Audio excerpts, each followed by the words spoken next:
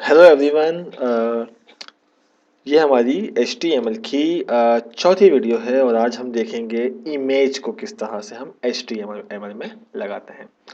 तो चलिए शुरू करते हैं। सबसे पहले हमने अपनी एक बेसिक फाइल का स्ट्रक्चर है उसको सेव कर लिया है और इमेज के लिए थोड़ा सा मैं आपको बताता चलूँ कि ये हमारा फोल्डर था और यहाँ पे हमारे पास अभी कोई इमेज नहीं है। बेहतर और बेहतरीन ऑप्शन ये है कि जहाँ पे आपके वेबसाइट का फ़ोल्डर है ना, जो जो इमेजेस आपने लगानी है वो आप उस फ़ोल्डर के अंदर पेस्ट कर दें। अगर कहीं और से लगाएंगे और अगर आप ये फिर फ़ोल्डर किसी को सेंड करेंगे, फ़ोल्डर किसी को अपलोड करेंगे अब किसी होस्टिंग पे, तो वो पिक्चर नहीं आएगी। तो जैसे कि मैं क्या करता हूँ, मैंने कहा भाई मेरे पास एक ये पिक्चर है, कॉपी एंड पेस्ट। ठीक है, मैंने अपने फ़ोल्डर के अंदर पेस्ट कर दी। एंड मैं कोई और पिक्चर देखता हूँ, लाइक ये पिक्चर है, कॉपी, और इसको मैं कर लेता हूँ पेस्ट। ठीक है, मैंने दो पिक्चर कॉपी पेस्ट कर ली। अच्छा, सबसे पहले आपने करना ये, आपने जो भी पिक्चर कॉपी पेस्ट करी है अपने फोल्डर के अंदर, ताकि मुझे इसको लगाने में आसानी हो, आप इसका नाम देखें। ऊपर वाले का नाम तो फिर भी सही है, नीचे वाले का नाम देखें, काफ़ी लेंथी है। आप इसको राइट क्लिक करें। पिक्चर आप इजीली गूगल से डाउनलोड कर सकते हैं, होप कि आपको आता होगा। आपने यहाँ पे जाके लिखा भी 1 2 3, कुछ भी नाम दे दें और इसी तरह से इसका भी नाम दे दें आप। ठीक है, 2 नाम दे दिया, एक 1 है एक 2 है। उसकी टाइप आपको यहाँ पे नज़र आ रही है, देखें टाइप नज़र आ रही है। अगर किसी के पास इस तरह से नहीं है, क्योंकि कुछ इसको व्यू पे जाके अरेंज वगैरह कर लेते हैं, तो आप राइट क्लिक करें वन पे, प्रॉपर्टी पे जाएं और देखें पिक्चर किस टाइप की है। ये आ रहा है PNG। ठीक है, दूसरी पिक्चर किस टाइप की है, JPG। पिक्चर हमारे पास बहुत सारी टाइप की होती है, लेकिन ये दो मोस्ट कॉमन टाइप की जो है वो पिक्चर्स मेरे पास मौजूद हैं, एक JPG और एक PNG। ठीक है, JPEG भी कहते हैं। अब जाके यहाँ पे हमें इमेज लगानी है, तो देखें इमेज के लिए टैग होता है IMG, मतलब हम इमेज लगा रहे हैं। ठीक है, अब इमेज कहाँ से लगा रहे हैं, तो उसके लिए हमें देना पड़ता है सोर्स। अब लास्ट वीडियो में मैंने बताया था कि भाई टैग के अंदर जो काम करते हैं उसे क्या कहते हैं, बिल्कुल एट्रीब्यूट कहते हैं। ठीक है, तो एट्रीब्यूट हमने यहाँ पे लिखा SRC। SRC के अंदर क्या लिखेंगे, यहाँ लिखेंगे हम अपनी इमेज का नाम। हमारी इमेज का नाम क्या है, हमारी इमेज का नाम है भाई 1, एक का नाम है 2। तो 1 को मैं ऐसे नहीं लिखूंगा, मैं 1 को लिखूंगा उसकी टाइप के साथ, मतलब कि 1 जो इमेज है इसकी टाइप है PNG, तो मैं लिखूंगा 1.png इस तरह से। ठीक है, क्लोज कर देता हूँ। अब आपको एक और चीज़ बताऊँ, यहाँ पे ये जो टैग हमने देखा है ना, इसका एक फ़ायदा है। इसका एक फ़ायदा क्या है, ये थोड़ा सा डिफरेंट दिखेगा। मैंने स्लैश को यहाँ पे लगा दिया, मतलब स्लैश को मैंने इस तरह से क्लोज नहीं किया, इस तरह से। क्यों? क्योंकि IMG एक ऐसा टैग है जो कि कहलाता है सेल्फ क्लोजिंग।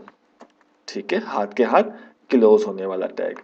ठीक है, तो ये सेल्फ क्लोजिंग टैग है।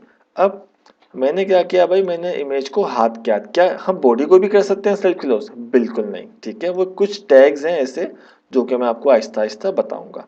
ठीक है, एक ये हो गया और एक ही मैं इसी वीडियो में बता दूंगा BR का टैग। ठीक है, 2 3 बता दूंगा ताकि सेल्फ क्लोजिंग वाले टैग आपको मालूम हो जाए। ठीक है, ज़्यादा नहीं होते, वो कम होता है। सेव किया, सेव करने के बाद जाके मैं इसको चेक कर लेता हूँ भाई कि इमेज आई। तो ये देखें आप, एक काफ़ी बड़ी सी इमेज हमारे पास आ गई और ये देखें ये HTML के अंदर आई है। अब ये जो इमेज है काफ़ी बड़ी है, मैंने कहा भाई मुझे थोड़ी छोटी करनी है। ठीक है, हमें अपने हिसाब से एडजस्ट करना है, ये छोटी है इसको बड़ा करना है। तो इसका जो एक्चुअल साइज था ये उस हिसाब से आ गई। मैंने क्या कहा, मैंने कहा भाई इसके अंदर SRC का एट्रीब्यूट है, तो अब देखें आपका भी दिमाग चल रहा होगा, क्योंकि आपको मालूम है आपने डायरेक्शन के अंदर भी हाइट दी थी, तो आपने यहाँ पे जाके विथ, स्पेलिंग यही होगी विथ। ठीक है, यहाँ जाके मैंने कह दिया भाई 300। अब ये 300 कैसे, मतलब हमें कैसे पता भाई 300 देनी है? तो एक एग्जाम्पल दे रहा हूँ, अगर आप लोग कंप्यूटर पे काम करते हैं तो उसकी जो आप रेजोल्यूशन, मतलब आप जब काम करते हैं, फॉर एग्जांपल हम अब ये चेक करते हैं। मैंने कहा कि भाई हम जब काम कर रहे होते हैं, सॉरी यहाँ नहीं, डिस्प्ले सेटिंग, और जब यहाँ पे काम कर रहे होते हैं तो यहाँ पे जाके आपको पता चलेगा कि भाई आपकी जो स्क्रीन रेजोल्यूशन है वो कितनी है। ये देखें मेरे पास है भाई 1366 मल्टीप्लाई बाय 768, ये मेरी अभी हुई हुई है बाई डिफॉल्ट। ठीक है, तो ये आपकी जो मतलब मेरी जो लैपटॉप की स्क्रीन है वो है 1366 मतलब टोटल, ठीक है। अब इसका 300 का मतलब आप डिवाइड कर लेना भाई, हाफ करेंगे तो भाई कोई लाइक 650 समथिंग कुछ बनेगी। अगर आप लोगों के पास ये हुई हुई है 1280, जो कि पीसी में ज़्यादा लोगों के पास ये हुई हुई होगी या तो ये हुई हुई होगी, तो 1200 पे काम वो कर सकते हैं, ठीक है। तो अभी फिलहाल हमने अज्यूम कर लिया अभी 1300 को हाफ किया तो हमने कहा अभी 650, 650 को हाफ किया मतलब तो एक समझ लें इतनी बड़ी इमेज हमने लगानी है, ठीक है, इतनी बड़ी। तो ये हम अंदाजे से कह सकते हैं कि भाई ये आप जब आप काम करेंगे आपको आइडिया हो जाएगा। तो मैंने कहा भाई 300 बाय 300 कर लेते हैं, ठीक है। तो आपने क्या किया, मैंने भाई 300 विड्थ दे दी और इसकी हाइट मैंने दे दी भाई 300, ठीक है। सेव किया कंट्रोल एस से, जाके रिफ्रेश करते हैं तो ये देखें मैंने जो एक स्क्वायर बनाया था अंदाजे से उसके ही आसपास ऊपर नीचे मतलब बन गया हमारे पास एक बॉक्स। अब ये इमेज ऐसी है कि इसकी विड्थ बड़ी होनी चाहिए, क्योंकि थोड़ी सी इमेज ना ऐसी टाइप की थी। फिलहाल मैं इसको 500 करता हूँ।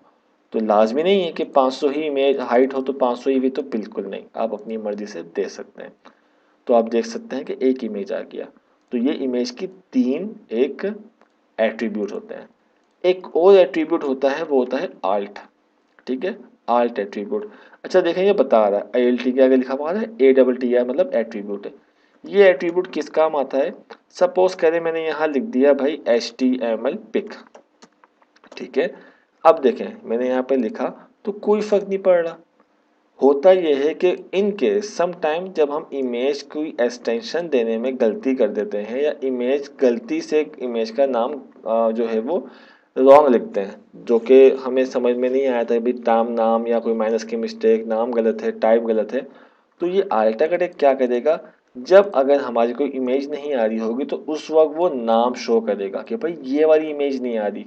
अगर ये मैं नहीं लगाता, ये देखें अगर ये मैं नहीं लगाता और अब जाके मैं दिखाता तो उस इमेज इस तरह आती, मतलब मुझे पता नहीं चलता, बाज़ दफ़ा बहुत सारी इमेजेस गायब हो जाती है ना, तो मुझे पता नहीं चलता। तो उसके लिए बेहतर है कि आप ये वाला टैग लगाएं।